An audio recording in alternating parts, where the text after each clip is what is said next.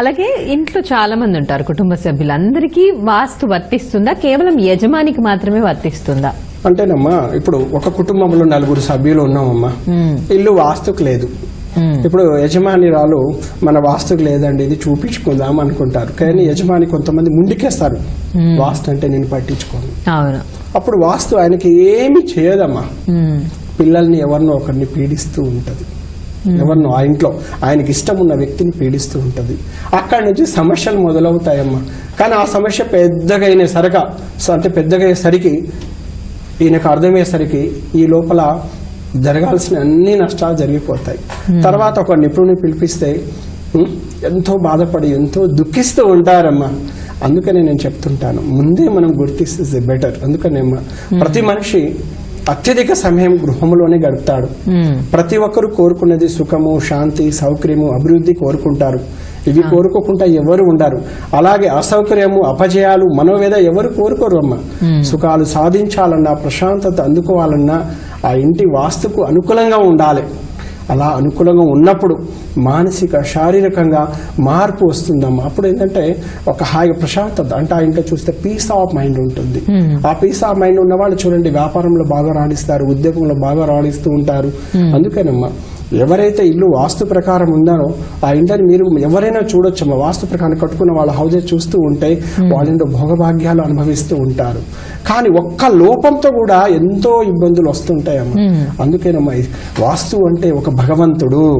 చాలా మందికి తెలియదమ్మా. చాలా మంది వాస్తు అంటే ఒక పరమాత్మ, సాక్షాత్తు పరమేశ్వరుడేనమ్మా. మనం తప్పు చేస్తేనే పీడిస్తాడు, మనం ఒప్పు చేస్తే ఏం లేదండి.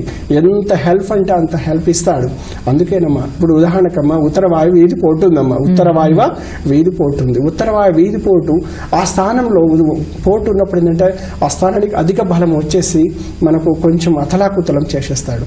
ఎలాంటి లీగల్ ప్రాబ్లమ్స్, చట్టపరమైన సమస్యలు, ఆర్థికపరమైన సమస్యలు, మన అప్పులు మనకు రాకుండా చేయడము, పిల్లల పెళ్లిళ్ళు తొందరగా కాకపోవడం, ఇంట్లో పిల్లలు ఎదిగి 30-40 సంవత్సరాలు ఉన్న మ్యారేజెస్ కాకపోవడము, ఇలాంటి ఎన్నో సమస్యలు ఉత్తరవాయువ నీచమైన వీధి పోటు ద్వారా వస్తుందమ్మా. అలాగే ఇప్పుడు నైరుతి ఒక వీధి పోటు ఉందనుకో, ఉదాహరణకు చెప్తున్నాను. పశ్చిమ నైరుతి వీధి పోతుంటే అది చేతికి అందిన ముద్ద నోటి దగ్గరకు పోయేసరి గద్ద తన్నుకుపోయినట్టు ఉంటుందమ్మా. ఎందుకంటే ఎన్నో ఇంట్లకు నేను స్వయంగా చూడడం జరిగింది. బాధపడే వాళ్లకు ఆ వీధి పోటుతో బిల్డింగ్ మొత్తం పలగొట్టలేక, ఇప్పుడు సామాన్యులు విలేజ్ కల్చర్లో అమ్మ ఒక్క గది కట్టుకోవాలంటే వాళ్ళకి ఎన్ని కష్టాలు ఉంటాయో నాకు తెలుసమ్మా. ఒక్క రూమ్ కట్టుకోవాలంటే గవర్నమెంట్ మీద ఎంత ఆధారపడుతున్నారు, అప్పుల మీద ఎంత ఆధారపడుతున్నారు, శారీరకంగా కష్టపడి వాళ్ళు ఎంత సంపాదిస్తున్నారని చూస్తే 1-2 గదులు కట్టుకొని వాళ్ళు ఎన్నో ఇబ్బందులు చేసుకుంటూ ఇలాంటి వీధి పోతున్నప్పుడు చాలా బాధపడుతున్నారమ్మా. నేను అలాంటి వాళ్ళకు కూడా ఒక రోడ్ షూటర్తో ఆ దోషాన్ని కంట్రోల్ చేసి ఎంతో మందికి వీలైనంత వరకు చేయగలిగాము. అందుకేనమ్మా ఏ వీధి పోటు ఉందని కూడా ముందు మనం నిర్ధారణ చేసుకొని ఒక నిపుణుడిగా ఇంటికి పిలిపించి ఆ దోషాన్ని నివారణ చేసుకోవాలమ్మా. ఎందుకు అంటేనమ్మా ప్రతి దోషము మనకు పీడిస్తూ ఉంటుంది, నష్టాన్ని కలుగజేస్తూ ఉంటుంది. అందుకేనమ్మా ఎవరైనా కూడా వాస్తు దోషం ఉంది, ఇది పలగొట్టాల్సిందని ఫస్ట్ భయపడొద్దు అంటాను. పలగొట్టకుండా రెమెడీ ఉన్నది, మనం సరి చేసుకోవచ్చు.